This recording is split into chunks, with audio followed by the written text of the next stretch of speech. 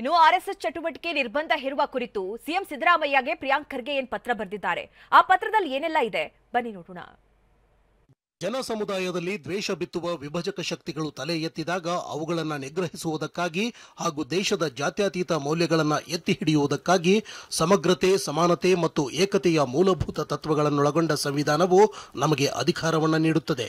ರಾಷ್ಟ್ರೀಯ ಸ್ವಯಂ ಸೇವಕ ಸಂಘ ಎಂಬ ಹೆಸರಿನ ಸಂಘಟನೆಯು ಸರ್ಕಾರಿ ಮತ್ತು ಅನುದಾನಿತ ಶಾಲೆಗಳು ಹಾಗೂ ಸಾರ್ವಜನಿಕ ಸರ್ಕಾರಿ ಮೈದಾನಗಳನ್ನು ಬಳಸಿಕೊಂಡು ಶಾಖೆ ನಡೆಸುತ್ತಾ ಘೋಷಣೆಗಳನ್ನು ಕೂಗುತ್ತಾ ಮಕ್ಕಳು ಮತ್ತು ಯುವ ಸಮುದಾಯದ ಮನಸ್ಸಿನಲ್ಲಿ ಭಾರತದ ಏಕತೆಗೆ ವಿರುದ್ಧವಾಗಿ ಹಾಗೂ ಸಂವಿಧಾನದ ಆಶಯಗಳ ವಿರುದ್ಧವಾಗಿ ನಕಾರಾತ್ಮಕ ಆಲೋಚನೆಗಳನ್ನು ತುಂಬಲಾಗುತ್ತಿದೆ.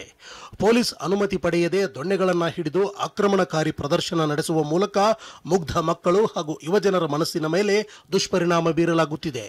ನಾಡಿನ ಮಕ್ಕಳು, ಯುವ ಸಮುದಾಯ, ಸಾರ್ವಜನಿಕರು ಮತ್ತು ಸಮಾಜದ ಸ್ವಾಸ್ಥ್ಯದ ಹಿತದೃಷ್ಟಿಯಿಂದ ಸರ್ಕಾರಿ ಶಾಲೆಗಳು ಹಾಗೂ ಸರ್ಕಾರದ ಅನುದಾನಿತ ಶಾಲೆಗಳು ಮತ್ತು ಮೈದಾನಗಳು, ಉದ್ಯಾನವನಗಳು, ಮುಜರಾಯಿ ಇಲಾಖೆಯ ದೇವಸ್ಥಾನಗಳು, ಪುರಾತತ್ವ ಇಲಾಖೆಯ ಸ್ಥಳಗಳು ಸೇರಿದಂತೆ ಯಾವುದೇ ಸರ್ಕಾರಿ ಸ್ಥಳಗಳಲ್ಲಿ ಆರ್ಎಸ್ಎಸ್ ಸಂಘಟನೆಯು ಶಾಖೆ, ಸಾಂಘಿಕ್ ಹಾಗೂ ಬೈಠಕ್ ಹೆಸರಲ್ಲಿ ನಡೆಸುವ ಎಲ್ಲಾ ಬಗೆಯ ಚಟುವಟಿಕೆಗಳಿಗೆ ನಿಷೇಧ ಹೇರಬೇಕು ಎಂದು ತಮ್ಮಲ್ಲಿ ಕೇಳಿಕೊಳ್ಳುತ್ತೇನೆ. ಇನ್ನು ಈ ವಿಚಾರದಲ್ಲಿ ಮಾಧ್ಯಮಗಳಿಗೆ ಪ್ರಿಯಾಂಕ್ ಖರ್ಗೆ ಅವರು ರಿಯಾಕ್ಟ್ ಮಾಡಿದ್ದಾರೆ. ಏನ್ ಹೇಳಿದ್ರು ಬನ್ನಿ ನೋಡೋಣ. ಇವತ್ತಲ್ಲ ಮುಂಚೆನೂ ಹೇಳಿದ್ದೀನಿ, ನನಗೆ ಬಿಟ್ಟರೆ ಎಲ್ಲೂ ಬಿಡೋದಿಲ್ಲ. ನನಗೆ ಬಿಟ್ಟರೆ ಆದರೆ ನಂದು ಇತಿಮಿತಿ ಇದೆ. ನಾವು ನನ್ನ ಚೌಕಟ್ಟಿನಲ್ಲಿ ಕರ್ತವ್ಯ ನಿರ್ವಹಿಸಬೇಕಾಗ್ತದೆ.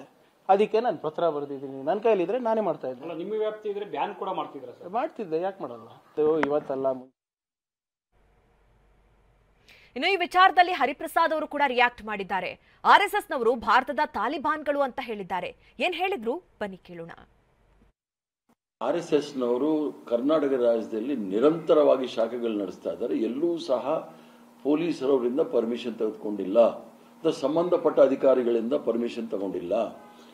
ಯಾಕೆ ಅವ್ರು ಪರ್ಮಿಷನ್ ತಗೋಬೇಕು ಅಂತ ನಾನು ಹೇಳ್ತಾ ಇದ್ದೀನಿ ಅಂದರೆ, ಅವರು ಭಾರತ ದೇಶದ ತಾಲಿಬಾನ್ಗಳವರು. ಅವರು ನೋಂದಣಿ ಆಗದೆ ಇರತಕ್ಕಂಥ ಸಂಘಟನೆ, ರಿಜಿಸ್ಟರ್ಡ್ ಆಗದೆ ಇರತಕ್ಕಂಥ ಸಂಘಟನೆ. ನಾವು ಇಷ್ಟೆಲ್ಲ ಹೇಳ್ತಾ ಇದ್ದೀವಿ, ಅವ್ರು ರಿಜಿಸ್ಟ್ರೇಷನ್ ಆಗಿರೋದು ತೋರಿಸಲಿ.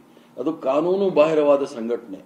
ಇದು ಏನಾದರೂ ಕಾರ್ಯಕ್ರಮ ಮಾಡಬೇಕಾದ್ರೆ, ಈಗ ಪ್ಯಾಲೆಸ್ಟೈನ್ ವಿರುದ್ಧ ಪರ ಯಾರಾದರೂ ಪ್ರತಿಭಟನೆ ಮಾಡಬೇಕಂದ್ರೆ ಪೊಲೀಸರು ಅರೆಸ್ಟ್ ಮಾಡ್ತಾರೆ. ಯಾವುದೇ ಕಾರ್ಯಕ್ರಮ ಅಂತಾರಾಷ್ಟ್ರೀಯ ಮಟ್ಟದಲ್ಲಿ ಶಾಂತಿ ನೆಲೆಸಲಿಕ್ಕೆ ಕಾರ್ಯಕ್ರಮ ಮಾಡ್ತೀವಿ ಅಂತ ಹೇಳಿದರೆ, ಮಾನವೀಯತೆ ದೃಷ್ಟಿಯಿಂದ ಮಾಡಿದ್ರೂ ಸಹ ಪೊಲೀಸರು ಪರ್ಮಿಷನ್ ಕೊಡೋದಿಲ್ಲ. ಇದಕ್ಕೆ ಯಾಕೆ ಕೊಟ್ಟಿದ್ದಾರೆ ಅಂತ ನಾನು ಸಹ ಪ್ರಶ್ನೆ ಮಾಡ್ತಾ ಇದ್ದೀನಿ.